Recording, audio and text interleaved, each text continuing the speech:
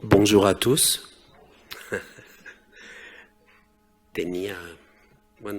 Con tantas brillantes ponencias no me queda nada para decir, pues lo sospechaba, así que preparé algo un poco distinto. Y bueno, tenía la posibilidad de hacer mi charla en inglés, que es la lengua franca de la ciencia hoy en día, pero el español lo tengo en el corazón, así que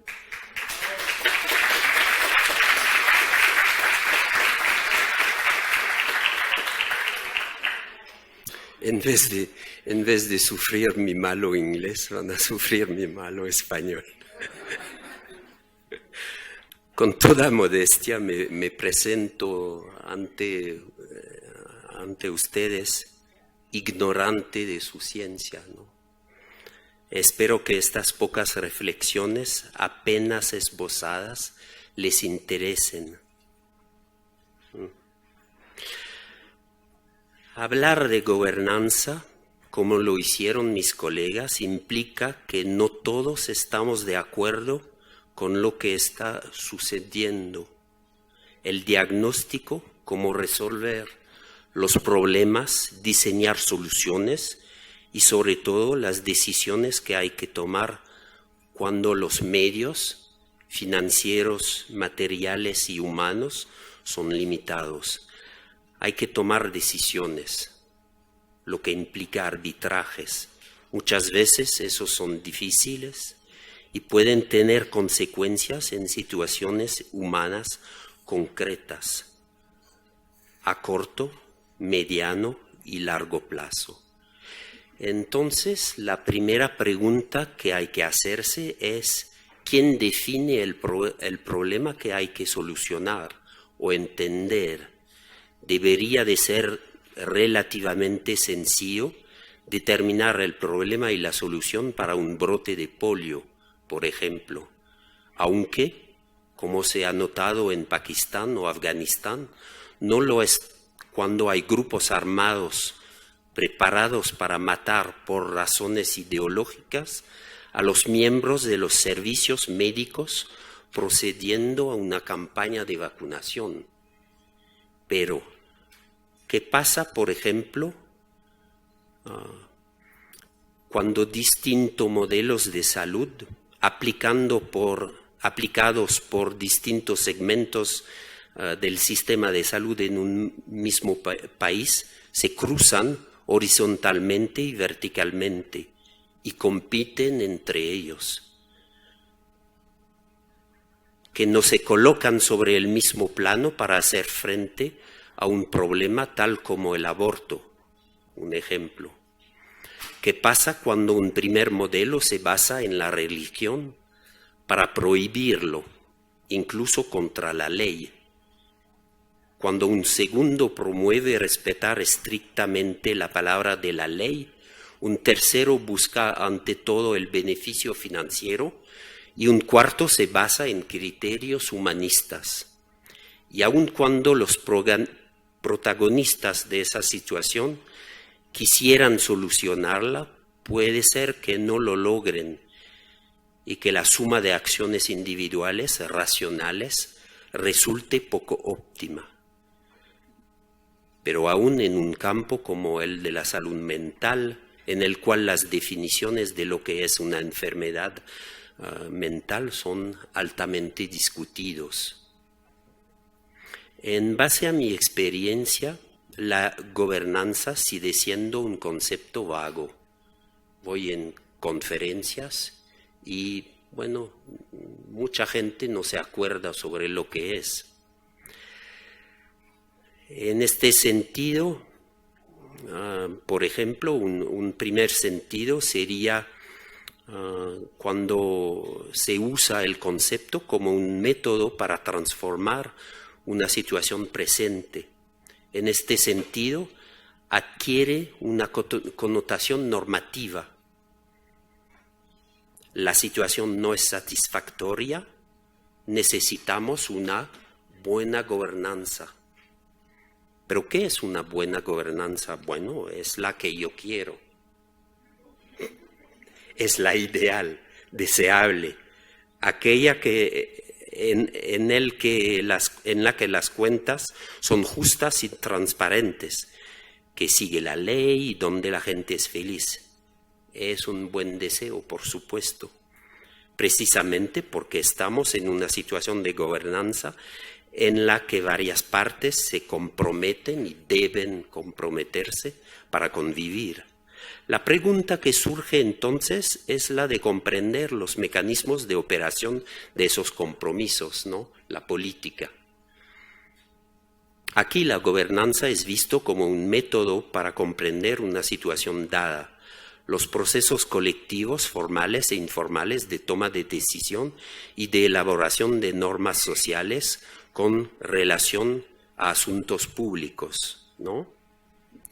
Y el tercero uso es cuando, la gobernanza se usa para hablar de una situación concreta. Es decir, por ejemplo, la salud mental en México está gobernada, está más o menos bien gobernada, tenemos opiniones, más o menos de acuerdo con nuestros deseos, y lo está ya que cualquier situación humana en la que se toman decisiones está gobernada, es un hecho observable por esa metodología, por ejemplo. Ese es el trabajo que emprendí hace unos años. A ver si funciona.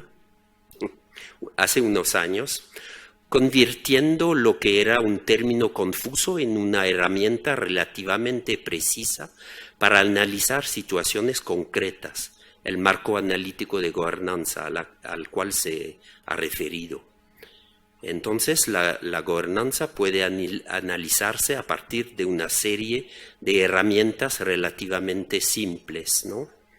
La definición del problema al que se refiere la intervención, la definición y categorización de los actores, la identificación de las reglas del juego, normas legales, prácticas informales e instituciones, la identificación y observación de los lugares de interacción de los actores o partes interesadas, esos famosos puntos nodales, las visiones del mundo que llevan con ellos los actores y sus relaciones de poder, ¿no? Y finalmente la evolución en el tiempo de las situaciones que estamos observando. Esta herramienta ha sido ampliamente difundida y utilizada en todos tipos de campos o disciplina. Por supuesto, la salud mental no es mi enfoque principal. Estudio más bien la gobernanza ambiental global y más específicamente la gobernanza de la biodiversidad y de los parques naturales. ¿Por qué? Y bueno, porque me gusta pasear por la naturaleza. Lo justifico, ¿no? A priori nada que ver con la salud mental, ¿verdad? ¿No? Todo que ver. Gracias. Sí, es cierto, cuando uno pasea por el monte o el bosque se siente bien, ¿no? Y se van los problemas. Bueno, con la organización del equipo relacionado con PAO, la Organización Panamericana de la Salud, y luego con la doctora Lina Díaz y otros colegas, hicimos un trabajo interdisciplinario en el que intentamos combinar el trabajo de ciencia políticas alrededor de la gobernanza con la reflexión alrededor de la salud pública, y en este caso la salud mental. Es un trabajo en progreso, pero ya ha dado lugar a algunas publicaciones que me parecen interesantes. La salud es política, ¿no? Como saben todos.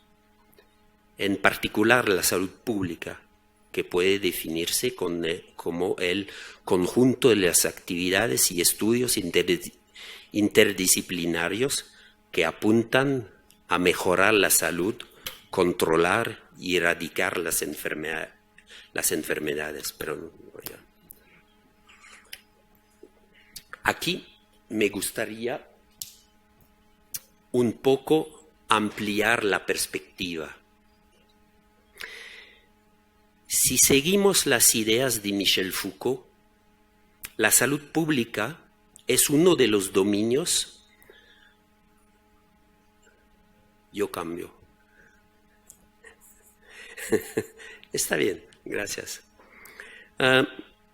Es uno de los dominios sobre los que se ejerce la gubernamentalidad, es decir, el surgimiento de nuevas formas de gobierno a partir del siglo XVI, que ya no están directamente basadas en la violencia física, como lo había podido ser antes, pero en el control de la población a través del desarrollo y la imposición de estándares.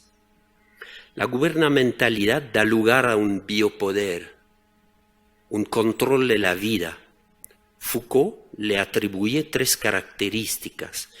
Este poder de control se ejerce a través de las instituciones, los procedimientos, los análisis y las reflexiones, los cálculos y las tácticas que hacen posible el control de la población, usando como forma principal de conocimiento la economía política y por instrumento técnico esencial el aparato de seguridad. Es una cita de Foucault. Segundo, se caracteriza por la preeminencia del gobierno, cuyo poder se estructura alrededor de la legitimidad política, la soberanía y la disciplina, a través de una serie de dispositivos específicos y nuevos conocimientos que son fundamentales en la política de la salud: economía, demografía y estadísticas. Finalmente, tercero, el poder se ejerce a través de normas, es decir, a través del control administrativo y burocratizado de lo que comúnmente es correcto o moral hacer o pensar. La gubernamentalidad es la capacidad del gobierno de interpretar la vida y redefinir los códigos de su operación.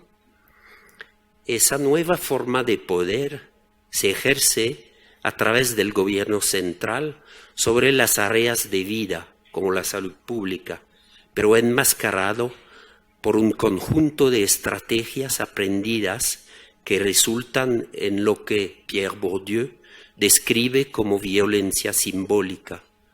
Las personas sujetidas a este poder invisible no solo no se dan cuenta que se ejerce, pero además son cómplices. Parece altamente teórico. En ciencia social, en sociología, es lo básico. Pero no.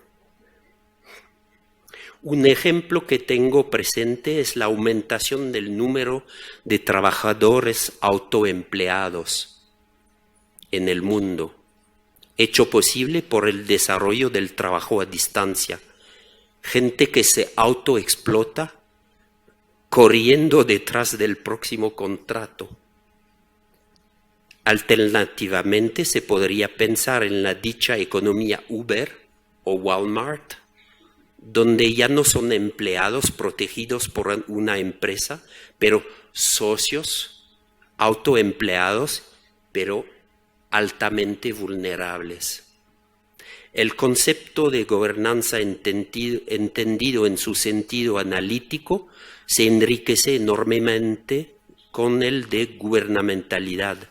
Hace hincapié en que las instituciones, entendidas como un conjunto de normas, reglas o procedimientos que guían las acciones individuales y colectivas, son el producto de una construcción social orientada por ciertos grupos, en particular los de poder, lo que conduce a hacer pasar interpretaciones del mundo subjetivas y arbitrarias como totalmente normales. Esta forma de poder no se ha ejercido de manera tan violenta como en el caso de la salud mental. Me refiero, por supuesto, ahí sí, a la historia de la locura en la era clásica de Foucault y a otras obras como Monitorear y Castigar, en las que se traza el desarrollo de la idea de la locura y el cuidado institucional por el internamiento a las personas consideradas como locas, pasando de personas que ocupaban un lugar más o menos aceptado en la sociedad a personas excluidas, aisladas del resto de la sociedad, inicialmente controladas por métodos bárbaros como la camisa de fuerza, la ducha fría, electricidad, lobotomización, terapia de aversión, ¿no? Un ejemplo clásico se da en la película de culto Naranja Mecánica, y luego por la camisa de fuerza de la quimioterapia moderna. Para entender mejor este enfoque, uno puede pensar en dos fenómenos: el reclutamiento obligatorio de los hombres en el servicio militar como consecuencia de la construcción del Estado-Nación, así como la necesidad de movilizar al lumpen proletaria y al campesinado en el contexto del capitalismo industrial. Esas dos situaciones exigen que los individuos sean funcionales en marcos institucionales que son extremadamente exigentes en términos de organización, sumisión y alienación. Por lo tanto, identificar los individuos normales, anormales o no funcionales se convierte en un requisito, y son ya sea reincorporados los anormales por las instituciones como hospitales o marginados por la prisión. El sistema de salud pública tiene la tarea de garantizar el buen estado público de los soldados y de los trabajadores desde una edad temprana en las escuelas públicas a través de las vistas de los médicos y enfermeras que cuidan de su salud, mientras identifican casos problemáticos para los que se necesita atención. Una mezcla de buenas intenciones higienistas combinadas con las necesidades del Estado o del capital. Por supuesto, la definición de salud mental es mucho más amplia que la de la locura, ¿no? Desde la demencia hasta la depresión y el suicidio adolescente, pero los tratamientos propuestos para la sociedad se han estructurado en gran medida por el tratamiento de enfermedades mentales que se ha creado a partir del siglo XVIII, es decir, esencialmente médico. Es el negocio de un organismo especializado y es excluyente a pesar de la afirmación del contrario. Habiendo tenido personalmente adolescentes en crisis, las únicas respuestas propuestas a padres que se sienten impotentes pasan en los momentos más ligeros por psicólogos, ellos mismos controlados por psiquiatras, y todo el aparato que eso supone en términos de instituciones y medicación. En su trabajo, Foucault observa el surgimiento del poder médico,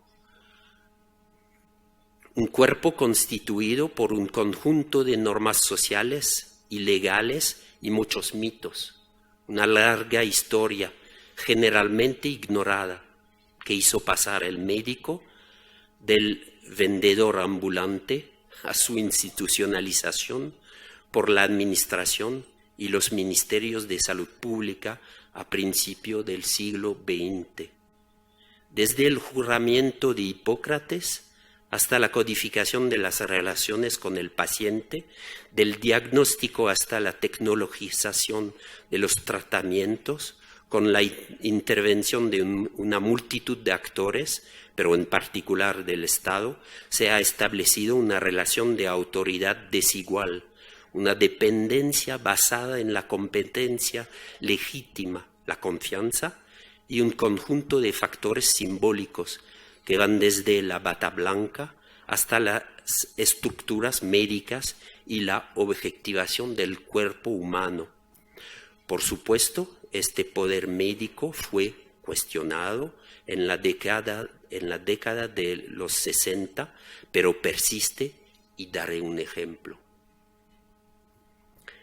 El poder médico se manifiesta particularmente en la procreación. La manera en la cual, por ejemplo, son practicados los exámenes ginecológicos que involucran el toque vaginal, un gesto delicado para el cual se presentan más de 100 recomendaciones para el profesional que están claramente detalladas en sitios como el del Hospital Cantonal de Ginebra. Y tengo una referencia. Pero que sin embargo deshumanizan a la paciente instalada en la mesa de auscultación con los pies colocados en los estribos. Hace unos años se aplicó el marco analítico de gobernanza para estudiar un misterio: el hecho de que en la Argentina la morbilidad y mortalidad infantil y materna era particularmente alta para un país de su nivel socioeconómico, dotado de un sistema de salud público relativamente eficiente. El aborto, especialmente en las sociedades católicas, obviamente tiene una historia complicada, desde la prohibición del pesario abortivo en el juramento de Hipócrates hasta su prohibición por parte de la Iglesia desde el siglo IV y ulteriormente bajo pena de excomunicación, hasta la toma de posesión feminista de los cuerpos tras la invención de la píldora anticonceptiva y la liberalización del aborto o su principio en la década del 60. Y por eso la Ciudad de México es una excepción, con Cuba, Uruguay y Guayana por su liberalismo en América Latina, ¿no? Los resultados de la investigación, para ser sintético, van así. Aunque el aborto es legal en caso de riesgos para la vida de la madre o de su salud física o mental y violación, el sistema de atención médica en Argentina está fragmentado en 3 niveles: federal, provincial y municipal, además de las clínicas privadas. Esta fragmentación dificulta la aplicación de normas y estándares comunes, y el acceso desigual provoca un acceso desigual al aborto en la práctica. Con dinero, el acceso a clínicas privadas es fácil, no question asked. Pero en el sistema público existe una gran disparidad complicada por el hecho de que en algunos hospitales públicos el poder médico está en manos de redes de médicos católicos que se niegan a realizar abortos, sin importar la razón. Las mujeres de entornos desfavorecidos que desean abortar recurren a abortos ilegales en estas regiones. Se estima que hay 500,000 de abortos ilegales en Argentina por año y 25 millones en el mundo. Y eso explica la alta tasa de morbilidad observada, en particular por la observación de mujeres que acuden a hospitales luego de un aborto ilegal, que frecuentemente se complica y resulta en una alta tasa de infertilidad posterior. La aplicación del marco analítico de gobernanza permitió identificar los lugares de esos blocajes y sugerir cambios, como por ejemplo el dar más poder a los usuarios de los hospitales. Estas observaciones, hechas a principio de la década del 2000, deberían haber dado lugar a correcciones. No fue el caso. Algunos eventos recientes en Argentina son pruebas de esto. Como seguramente saben, en el 2018, el Senado argentino bloqueó un proyecto de ley presentado por una coalición de 500 organizaciones no gubernamentales para liberalizar el acceso al aborto. El 8º intento en 12 años. Eso ha resultado en grandes protestas callejeras y una controversia persistente. El caso, en enero de 2019, de una niña de 11 años de la provincia de Tucumán, violada y embarazada, ilustra la relevancia del problema. Al reclamar un aborto legal en caso de violación, Lucía se enfrentó a una barrera institucionalizada tanto de parte de la Iglesia como del sistema de salud pública. Según los informes, el secretario ejecutivo del sistema de salud provincial visitó a la niña todos los días en el hospital para pedirle que abandonara el aborto. La fiscal de la provincia también presionó al hospital para evitar el aborto. La idea de aquella red era obviamente de sobrepasar la fecha en que se podía practicar el aborto. Solo al apelar al grupo contra la violencia de las mujeres, ni una menos, la familia logró obligar al hospital a realizar lo que ahora, porque pasó el tiempo, era parto por cesárea. A toda prisa, el personal del hospital inyectó a Lucía una dosis de corticosteroides para tratar de hacer madurar a los pulmones fetales y hacer viable el feto. Como los médicos y anestesistas del hospital se habían negado a realizar el parto prematurado, hubo que llamar a médicos privados, mientras el párroco del hospital intentaba físicamente evitar el procedimiento. Se extrajo un bebé vivo de 600 gramos del útero de Lucía por cesárea a los 5 meses de embarazo. Esos médicos que practicaron están siendo procesados por la provincia por intento de homicidio agravado. La pregunta, y ese es sin duda el objetivo de esa red católica contra el aborto, es saber quién se va a atrever a practicar el aborto en un hospital público de Tucumán después de esta controversia. Es decir, a desafiar los poderes medical y de la Iglesia para conformarse con lo que la ley autoriza. Personalmente, solo puedo simpatizar con la niña y preguntarme cuál es el estado de su salud mental después de tal prueba, una violación, una cesárea a la edad de 11 años, aún sabiendo que los humanos son resilientes.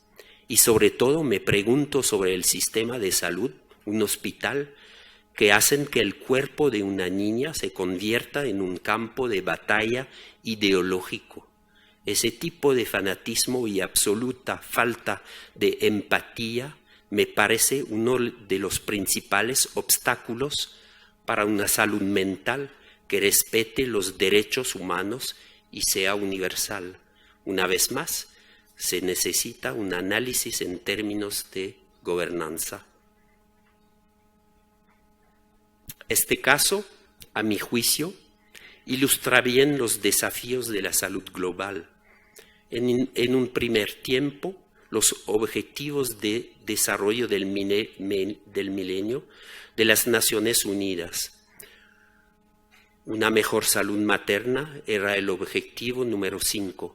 La caída en la tasa de mortalidad infantil, para la cual Argentina ocupa el puesto 70 en el mundo y México el puesto 86. Es decir, que 1.9% de los niños mueren antes de un año en México, era el objetivo 4, con mayor igualdad de género, objetivo 3. Todos ilustrados en sus dificultades concretas por mi ejemplo argentino. Incorporarles a los objetivos del milenio fue un gran paso adelante, me parece, con los limitantes que se han observado y que condujeron a su evolución. Mientras tanto, el mundo ha cambiado.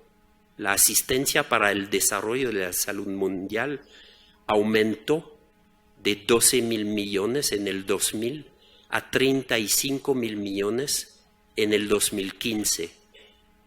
Con las pandemias del SIDA, de la gripe asiática y otras, la salud mundial se ha convertido en un tema sensible e importante en las relaciones internacionales o la gobernanza global.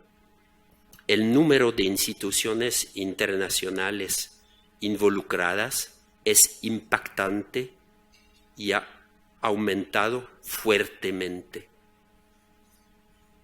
Las fundaciones privadas se han multiplicado. Las convenciones o acuerdos internacionales también, con la OMC, por supuesto, como piedra angular.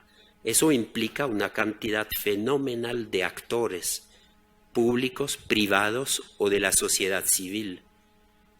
La gobernanza global de la salud ha cambiado mucho en los años recientes, en términos cuantitativos, cualitativos y en términos de complejidad. En los países avanzados, el gasto en salud supera el 10% del Producto Interno Bruto, según la OCDE, 17,9% en Estados Unidos, 12,5% en Suiza y, para comparación, alrededor de 6% en México.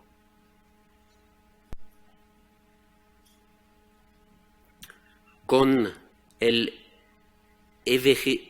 envejecimiento de la población y la creciente sofisticación tecnológica, la salud pública es un tema que promete un gran futuro.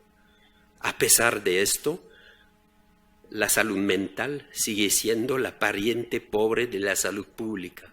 Lo hemos visto. Según varios autores, un eje mayor para la transformación de la salud pública podría ser los objetivos del desarrollo sostenible hacia el 2030, que a diferencia de los objetivos de desarrollo del milenio, toman en cuenta la salud mental. Para The Lancet Commission on Mental Health, eso genera un cambio paradigmático.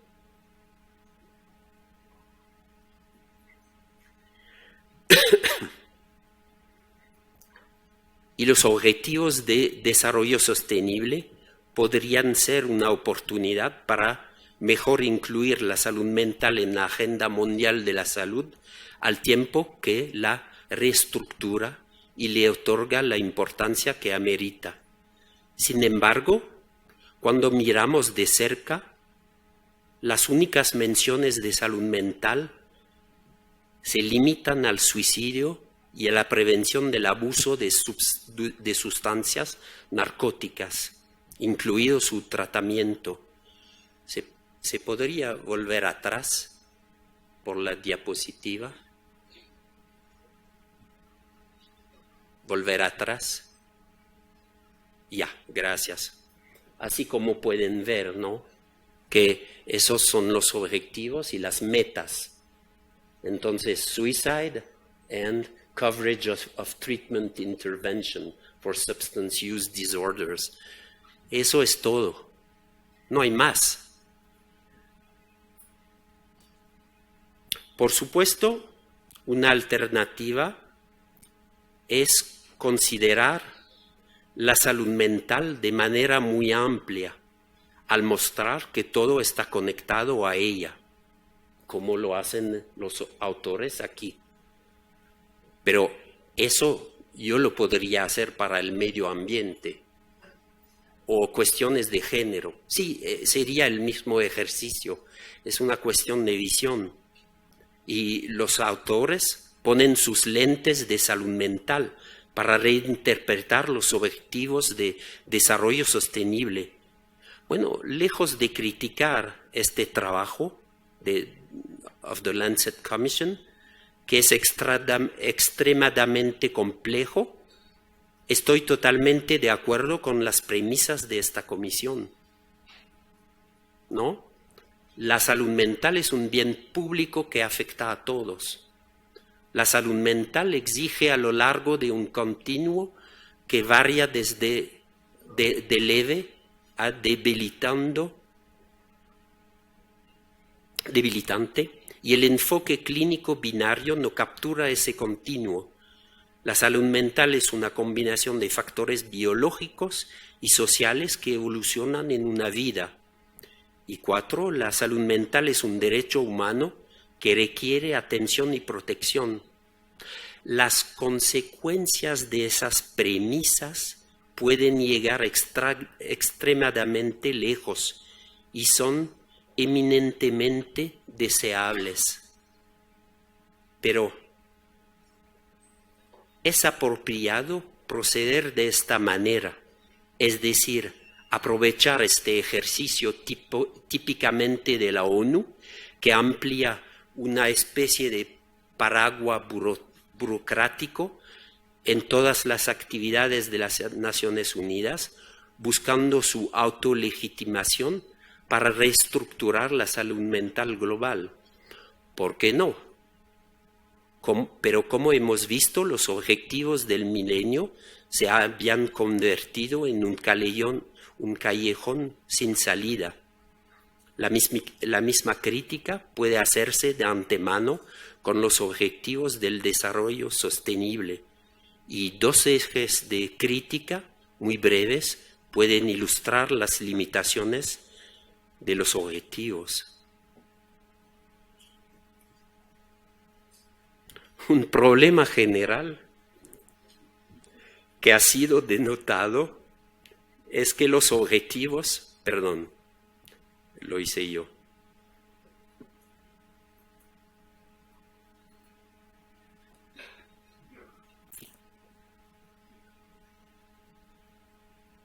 Ya, la última. Gracias. Bueno, como decía, un problema general que ha sido denotado es que los objetivos son compatibles con cualquier régimen político. No hacen mención de la democracia. La cuestión aquí es de saber si la salud mental, en una visión integral, es compatible con regímenes políticos autoritarios, o si aquellos contribuyen a empeorar la salud mental de su población, mientras eventualmente mejoran su salud física. La misma pregunta se puede hacer con los monopolios farmacéuticos capitalistas o las redes sociales que influencian el funcionamiento de la democracia. No hay respuesta de parte de las Naciones Unidas, a pesar de la idea, sin compromiso, que los objetivos están basados en los derechos humanos. Los ODS están perfectamente compatibles con la gubernamentalidad en sus aspectos más controlantes. Luego hay que observar que los objetivos se basan en la misma visión de siempre, es decir, el crecimiento económico ilimitado, que obviamente es incompatible con la sostenibilidad del planeta y con una economía más equitativa, precisamente porque ha sido generando más desigualdad que nunca.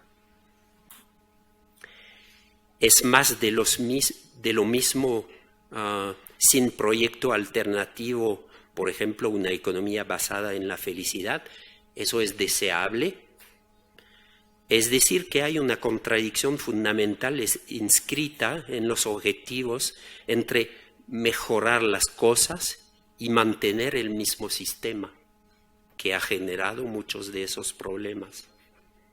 Eso nos muestra los límites de los objetivos de desarrollo sostenible.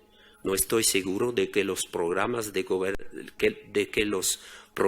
gobernanza que cité aquí se resuelvan fácilmente en una serie, en última instancia, bastante teórica de indicadores.